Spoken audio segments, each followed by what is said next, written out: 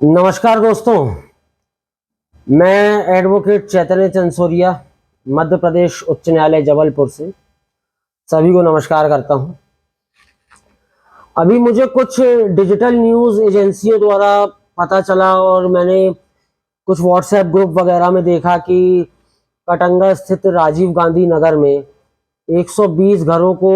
Demolition का order आया है, मतलब तोड़ने का ऑर्डर आया हुआ है डिफेंस स्टेट ऑफिसर की तरफ से। तो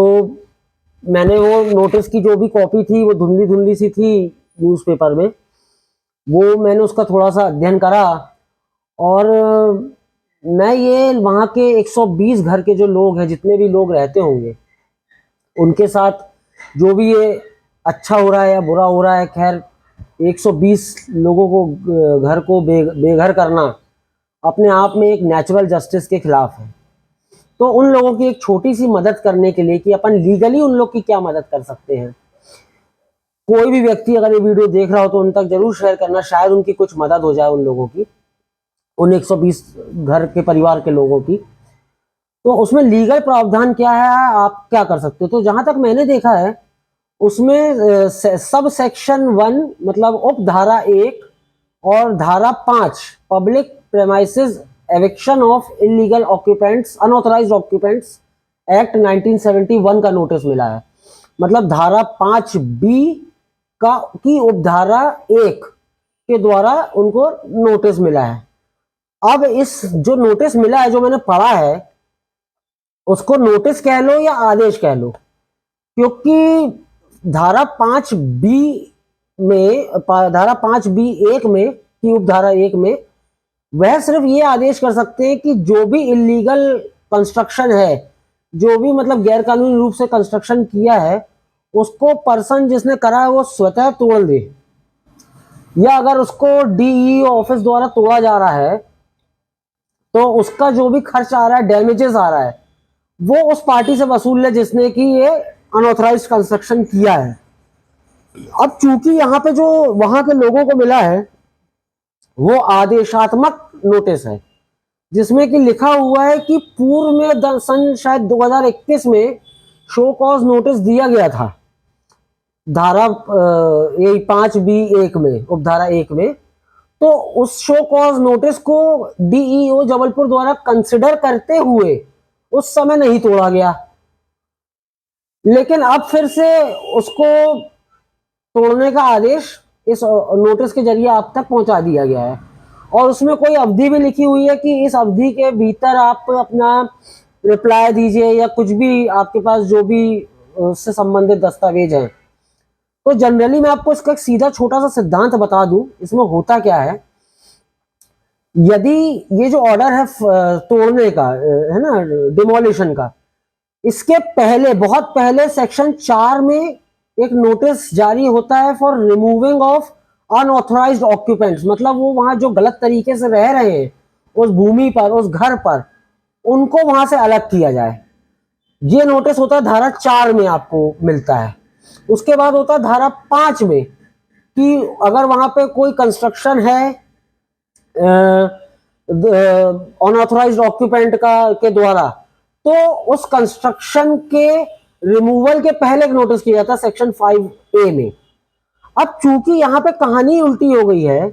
यहाँ पे आपको सीधे आदेश दे दिया गया है सेक्शन 5B के सब सेक्शन 1 में फॉर डिमोलिशन, मतलब सीधे तोड़ने का आदेश दे दिया। इतने दिन के अंदर हम आप खुद अलग कर लो, नहीं तो हम तोड़ देंगे, और जो तोड़ने के बाद जो खर्चा आया होगा तोड़ने में वह भी आपसे ही वसूलेंगे। तो ऐसी स्थिति में क्या करें अब आप। तो ऐसी स्थिति में लीगली तो अपने पास ये रहता है कि आपके पास शायद 10-12 दिन का समय है। तो उसके लिए आप, अगर आपको पूर्व में सेक्शन 4 और सेक्शन 5A का नोटिस नहीं मिला है, तो ये जो सेक्शन 5B के सब सेक्शन 1 का नोटिस मिला है, ये पूर्ण रूप से गैर कानूनी हो जाता है, क्योंकि 5B1 की कार्यवाही करने से पहले 4 और 5A का नोटिस देना अनिवार्य है। चलिए मान के चलिए आपके केस में वो नोटिस दिया है या दे भी दिया है, तो अब आपके पास क्या प्रावधान है। तो अब आपके पास प्रावधान होता है उसी एक्ट में, public premises eviction of unauthorised occupants act 1971 की धारा 9 में इसका प्रावधान दिया हुआ है। धारा 9 में इसका प्रावधान है कि आपके पास ऐसी क्या चीज है, ऐसा क्या उस प्रॉपर्टी से संबंधित दस्तावेज हैं जिनको पूर्व में जिनका डीईओ जबलपुर द्वारा अमल नहीं किया गया, जिस एविडेंस पे अमल नहीं किया गया, जिस फोटोग्राफ पे, जिस टैक्स की रसीद पे, जिस नल के कनेक्शन पे, जिस बिजली के बिल पे,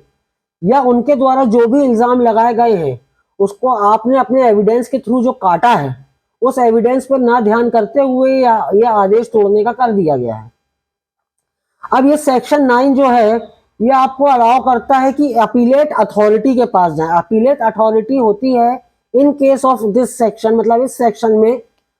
आपका डिस्ट्रिक्ट जज लेवल का व्यक्ति, मींस डिस्ट्रिक्ट जज लेवल की जो अथॉरिटी होगी उसकी अपील उसी व्यक्ति के पास होगी।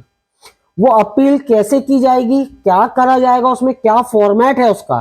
क्या सपोर्टिंग डॉक्यूमेंट्स लगेंगे, ये आप चाहें तो अपने अधिवक्ता से भी संपर्क कर सकते हैं जो पीपीई एक्ट के केसेस करते हैं। तो आप उसका फॉर्मेट जो होता है सेक्शन 9 का, जो अपीलेट अथॉरिटी है उसके पास कैसे अपील करना है, आप अपने वकील साहब से पूछ सकते हैं। दूसरी चीज, अगर बहुत ज्यादा अर्जेंटली तोड़ रहे हैं, 1-2 दिन के अंदर तोड़ने ही खड़े हैं आप, मतलब ये 9-10 दिन के पीरियड में अपीलेट अथॉरिटी से नहीं आप आवेदन वहां दे पाए, तो आपको फिर इमिडिएटली क्या करना है। अगर इमिडिएटली अगर कोई तोड़ने आ गया तो उसके लिए भी अगर 1-2 दिन का समय है तो आप अर्जेंट हियरिंग फाइल कर सकते हैं संविधान कॉन्स्टिट्यूशन के आर्टिकल 226 में, सीधे उच्च न्यायालय में फाइल कर सकते हैं और उसमें इंटरिम आपका जो इंटरिम स्टे है उसकी एप्लीकेशन भी साथ में दायर करें अगर आपके पास बहुत कम समय बचा है। यदि समय अगर अभी है 10-12 दिन का तो उसका एक सेक्शन 9 का प्रॉपर फॉर्मेट होता है, क्या क्या उसमें दस्तावेज लगते हैं ये आप किसी भी अपने वकील से पूछ सकते हैं, वो आपको बता देगा इसमें कैसे करना है। और अगर आपके पास पूर्व में सेक्शन 4 और सेक्शन 5A का नोटिस भी नहीं आया है तो भी वो आपके लिए एक बहुत तगड़ा बेस बन जाता है कि विदाउट आपको सेक्शन 4 और 5A का नोटिस दिए सीधे सेक्शन 5B1 में कैसे आदेश पारित कर दिया गया। तो ये मैंने आपको मोटे मोटे हिस्से बता दिए कि किसके तहत आप अपने आप को, अपने परिवार को बेघर होने से बचा सकते हैं। बाकी अधिक जानकारी के लिए ये वीडियो सिर्फ मैंने जानकारी के पर्पज से दिया है, अगर आप चाहें तो अपने लोकल अधिवक्ता से भी संपर्क कर सकते हैं। बाकी इस वीडियो में बस इतना ही। जय हिंद, धन्यवाद।